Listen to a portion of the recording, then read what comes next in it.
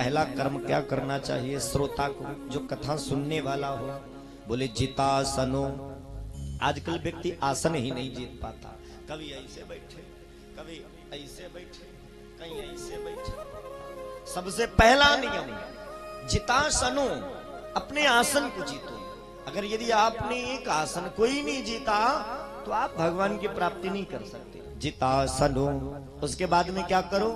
जित श्वासो, श्वास को जीतो, क्योंकि हमारा आपका जीवन ये श्वासों पर ही आधारित है। हम लोग जितनी जल्दी जल्दी सांस लेकर के अपनी सांस को खराब करेंगे उतनी ही जिंदगी, उतना ही समय कम हो जाएगा। तो इसीलिए कहा जाता प्राणायाम करो, इसीलिए कहा जाता योग करो, क्योंकि योग करने से, प्राणायाम करने से आपको अपनी सांस रोकने का अनुभव होगा, सांसों को बचा पाएंगे। दूसरी बात, पहला आसन और दूसरा श्वास को जीतो, और तीसरा कहते हैं बाबा जित संगो, संग, संगति जीतना चाहिए। ये नहीं पता लगे दारूबाज के साथ में बैठने लगे, हम एक एक कोटर सर खाने लगे, और बोले तब तक क्या हुआ, 2 साल बाद खबर आई किडनी फेल। हाँ, संगति ऐसी कीजिए जैसे लुटिया डोरी, अपना गला फंसाए के पानी लावती बो।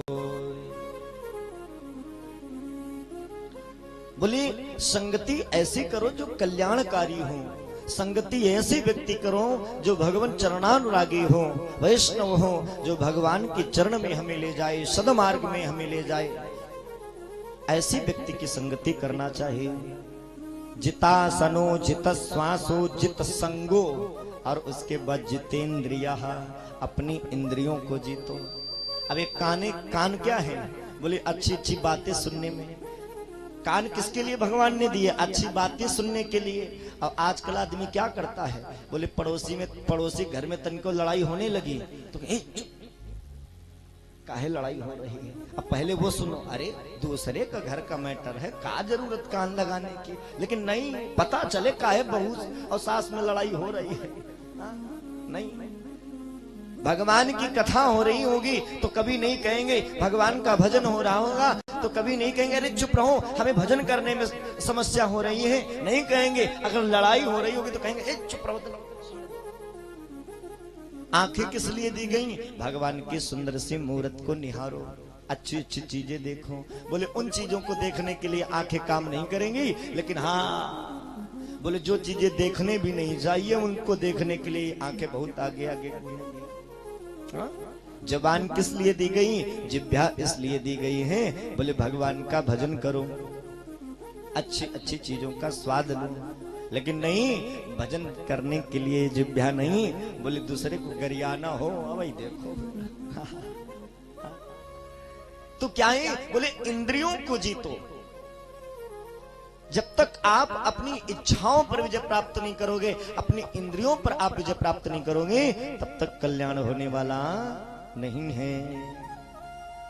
एक बार एक बाबा जी जा रहे थे, सुबह का समय था और बढ़िया हलवाई ने गरम गरम जलेबी बनाई। बाबा जी ने देखा, मन में आ गया, आय हाय क्या गजब की जलेबी बनी है, क्यों ना और 100 ग्राम लेकर के दही जलेबी खा ली जाए। तब तक फिर विचार आया, अरे नहीं, ये मन तो मेरा बड़ा कह रहा है जलेबी खाने का, लेकिन मैं तो अपनी इंद्रियों पर विजय प्राप्त कर रहा हूँ, इंद्रियों को जीत रहा हूँ, अपने वश में कर रहा हूँ, ऐसे भला कैसे काम चलेगा। फिर बाबा थोड़ी दूर चले, बोले अरे कोई बात नहीं, आज खा लेते, कल भले न खाए। बाबा जी आए और आकर के कहा, है भैया 100 ग्राम गर्मा गर्म जलेबी निकालो। बढ़िया गरम गरम 100 ग्राम जलेबी ली और कहा थोड़ा इसके साथ में दही भी दो। बढ़िया दही लिया और अपने पात्र में रखा। फिर कहने लगे, मैं तो कहाँ अपनी जो है इंद्रियों को जीतने जा रहा था, अब कहाँ सब मामला बिगड़ा जा रहा है। बाबा ने लिया वही दही जलेबी लेकर के, एक नाली थी, नाली में फेंक दी। अब फेंकने के बाद मन से कहा, अब खाओ। अच्छा, कीचड़ में पड़ी हुई जलेबी अच्छी लगेगी। अब मन भी दूर हट गया, बोले ऐसे जीतेंगे हम, ऐसे इंद्रियों को जीत सकते हैं। तो क्या करना चाहिए? बोले अपनी इंद्रियों को जीतो। जितासनो, जित श्वासो, जित संगो, जितेंद्रियः, स्थूले भगवतो रूपा मनः संधारये ध्येयः। अरे स्थूल रूप में भगवान की सुंदर सी छवि को अपने हृदय में धारण करो।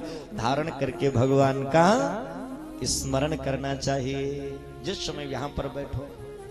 ये नहीं बोले मन लगाए, बोले कथा सुन रहे हैं लेकिन मन लगा अरे 5 बज रहा है, भैंसी का चारा करने का, जल्दी आरती हो जाए तो हम पहुंच जाएं। नहीं, जितनी देर यहाँ बैठो उतनी देर भगवान के चरणों में मन होना चाहिए।